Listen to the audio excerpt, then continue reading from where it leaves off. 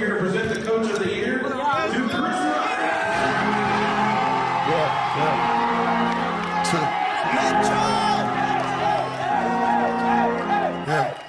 Drinking dope, turn me to a superhero.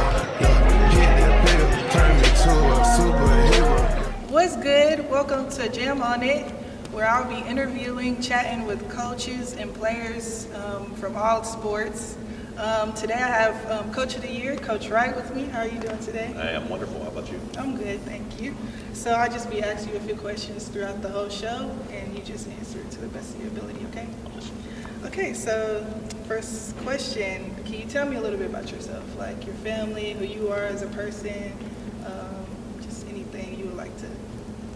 Yeah, so I was born in Texas, so pretty much lived there until I finished college. I'm a Longhorn. I know I can't really say that out loud here in the state of Oklahoma, but I just finished up my 20th year of coaching college basketball, 11 years as a head coach.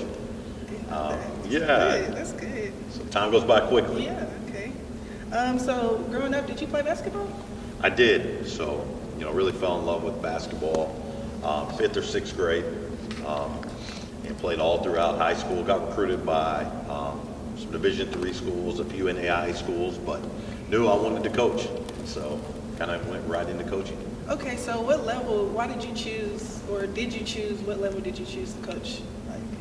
It was kind of always my dream just to be a head college coach. And so when I started volunteering, I was at a Division II school, St. Edward's University in Austin, Texas. Okay. And so, from there, I spent a year at Texas State, which is a small Division I school. And since then, pretty much my whole career has been at the Division II or NAIA level. Okay. So let's get into season. So, what are the key elements for you and your coaching staff to make the team more consistent? What do y'all have to do every time to make sure everybody's on their P's and Q's?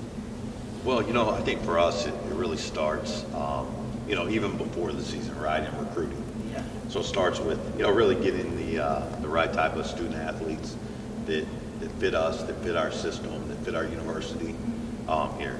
And so, once we have the players, right, it's just really about setting a consistent culture.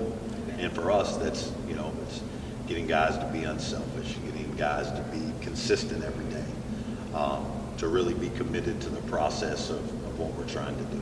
Okay, so that was my next question. So what was the recipe for the recruiting? Because y'all have some amazing players. So I don't know. I just want to know, how did you recruit all of them players that's talented? Oh, well, thank you. Yeah. Our staff, we worked really hard. Again, we have contacts kind of all over the country. Mm-hmm. And so a lot of these guys we found out, through people that we know. Some of them we got a chance to watch play, at the end of last season. I think recruiting, it starts with really building a relationship. Yeah. And really that's what life's about, right? And I think that's a great thing about, for me, coaching basketball is the correlations between, the life lessons in basketball and life. Okay, so y'all started off the season undefeated. So can you tell me how were y'all able to stay undefeated at the beginning of the season?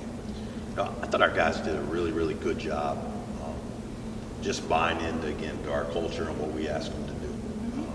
We have a lot of guys that they could have went, to other programs and, I guess, been the man per se, right? And put up huge numbers. And, one thing, probably my favorite thing about the team was just how unselfish they were. Guys didn't care about how many shots they got or, how many minutes they got. They just wanted to win. And so I think a big part of our success was just them really buying into that, to that concept. Okay, so I watched a lot of y'all games. I was at mostly every game because I We play appreciate basketball.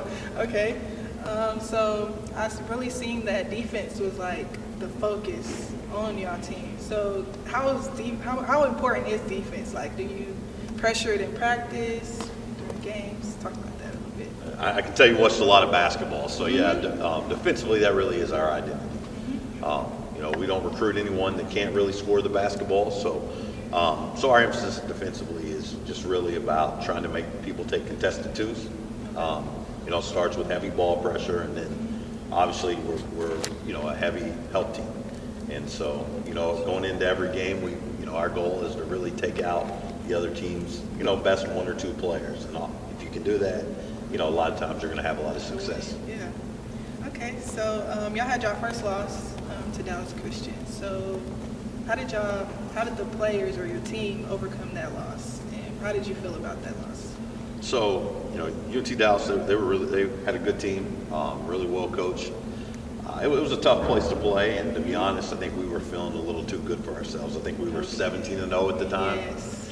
And, it's college basketball, it's hard to win. It doesn't matter how much talent you have, especially when you're ranked high. I think we were number 3 in the country at the time. You get everybody's best shot. And so, we weren't ready to play that day, and they were. Still had a chance to win it at the end of the game. And so it was a disappointing loss, but I thought there was a lot of good that really came out of it. Yeah, for sure. Okay, so why did you come to Langston? What was your reason for coming here? There's a lot of things. So I spent the last 4 years at Talladega College, and it's an HBCU. And so that was my first time really being able to work at an HBCU. And, my wife and I really fell in love with it. And, after the season we lost in the national championship game, this job was open, and I'm from Texas. And so being able to get closer to home was really important to me. My dad passed away about a year ago. And so, I think I really value the time that I get, with just around my family now. And then once I came to campus and interviewed for the job, I just loved the vision that, Dr. Kent Smith had for the program, and A.D. Rogers. And, I believe this was a place where we could, win national championships. That's good. Okay, so talk about the crowd, your support. How does that make you feel during the games? Because I think y'all have the biggest fan base in school. Yeah, so. We have a great crowd. Yeah, we have a great crowd. So I am really thankful for all the support that we got from students, from alumni, from our administration. It makes it really special to coach here at Langston. And so for me, during the game, I don't hear a whole lot, right? The game's going on, but you look up and there are moments you see, and it, especially like in the national tournament, to look up and see it completely sold out. That really touched me, and it's really humbling, and it's nice to be a part of something that so many people really care about. So Langston was the first HBCU, to win conference championship in the NAIA history. So how does that make you feel, and how does it make, you're the coach who did it, to make history at Langston? That's crazy. It was a great accomplishment for our guys. The Sooner Athletic Conference it's one of the best conferences in the country, in small college basketball. And so for us to be able to be the first HBCU that's won this league, I think, again, says a lot about the character of our guys. They deserve all the credit. They did a really, really good job. We played 22 conference games, and it's a lot of games against really well-coached teams that have good players. And so I think we went 20-2 and won the conference by 4 games. And so I was really proud of what our players were able to do. That's good. So before your games, what is your most words of encouragement you give your players before they go out on the floor? So I think usually, when we meet the first time before a game, we'll kind of review personnel, which will be about the 8th time that we've done it before we play, so I know they get tired of it. Really talk about the keys to the game.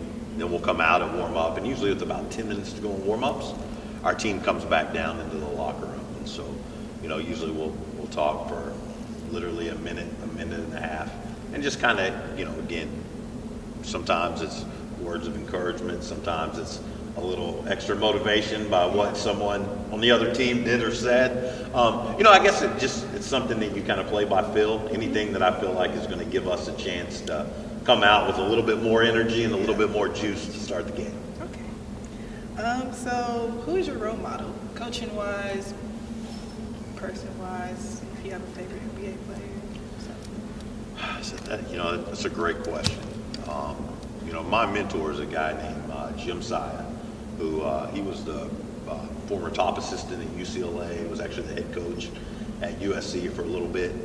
And I'm so thankful because, as a young coach, 24 years old, I got to work for a guy that had been at the highest level of college basketball, right? Yeah. And, he taught me so much about, not only the profession and about coaching, but also just really about life. And so I think so much that I've been able to be a part of in my career and have our teams accomplish is really a testament, really to him and a lot of the things that I learned when I first got into coaching.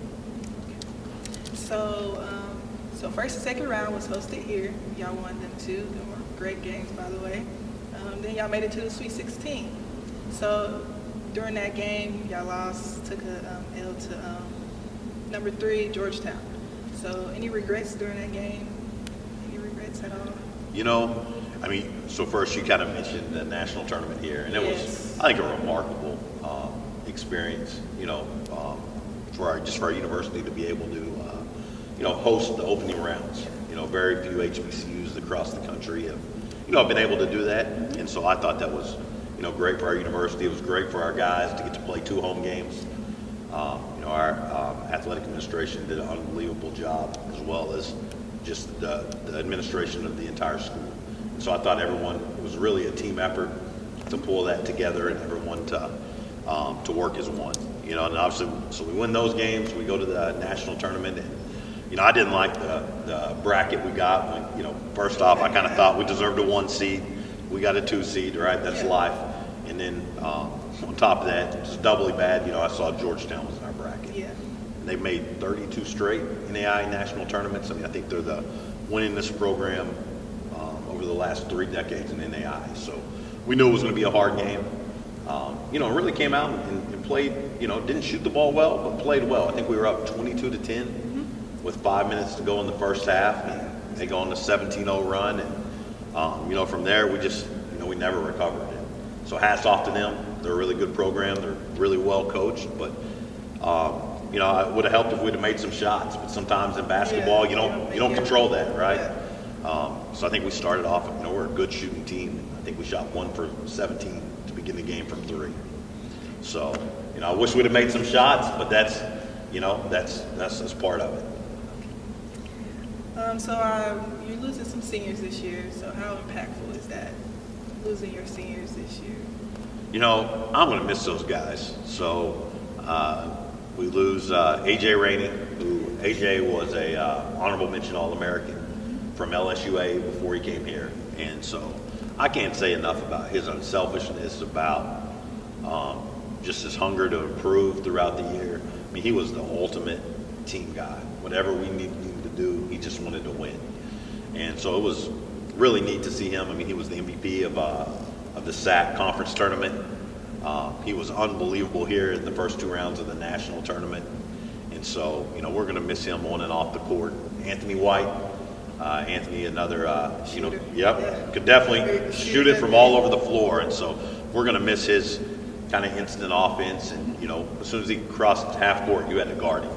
And, more than that, Anthony was just a real solid, real level-headed personality in our locker room. And, really kind of a guy that provided quiet leadership. And so I think, we're really going to miss that from him. And then lastly, Tristan Harper was a player of the year in the Sooner Athletic Conference, first team All-American. I tell people all the time, halfway through the season, I didn't know if Harp was going to make it or not. He had some things he needed to change, and I give him all the credit in the world. Like, the amount of growth that we saw in him this year was unbelievable, and it's something that I believe is going to, change his life and help him moving forward. And so I love coaching all 3 of those guys, and it's going to be hard for me, right? This being my first year here, saying goodbye to those guys, but I know God has big things for them, and we're excited to see all they do in their future. Okay.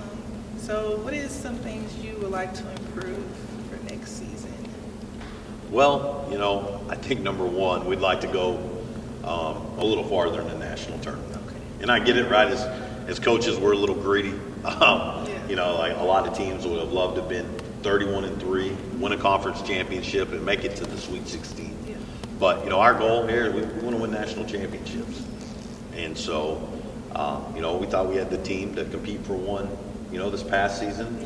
So we want to improve in some areas that we were weak and, you know, get back to Kansas City and make a run there. Okay. So this is the last question. So can you give me a little bit of insight on what's to come next season? Like, do you have any surprises or this and that? Well, as you mentioned, you know, we lose 3 seniors. Yeah. And so, you know, we need to sign some players to replace those guys. You know, so I think we'll hopefully be able to sign 5, you know, new players on our varsity team. And so we really look forward to that. That's always kind of it's kind of a puzzle, kind of a challenge, putting a team together that, you know, again, can hopefully go win a national title.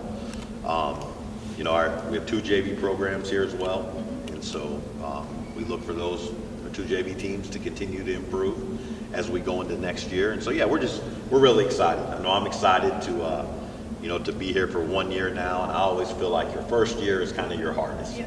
right? And learning a new place and learning the policies and procedures. And but we have a great core of guys coming back. And so we're really excited about next season itself. Is there something that maybe Jemiah didn't ask you that you would like to share? Maybe something? Sure. So I think one of the things that, you know, really makes our program unique is, right, like the family atmosphere that we have. And so I think there's a lot of programs across the country in all sports that talk about family in words, but with their actions, they're really not a family. And so for us, you know, everything from, you know, how involved my wife Allie is, you know, with our son Reese is always, you know, running around here. I don't know how I tricked my wife into marrying me. You know, her dad was a college basketball coach, so she knew what she was getting into. And so, you know, like they're a big part of our program. But then even like, you know, the parents of our guys, when they're able to come watch. And, you know, like, again, this isn't just, like our team this year isn't just a team for 1 year, right? Like, you know, 15 years from now, these guys are all going to be close and they're all going to be friends. And, you know, for me, you know, I think that's really what it's all about. You know, again, like basketball is kind of why we're all here, but it's not like our why or our purpose at the end of the day. Okay, thank you for joining me in my show. It was great having you. Thanks for tuning in. JamOnit out.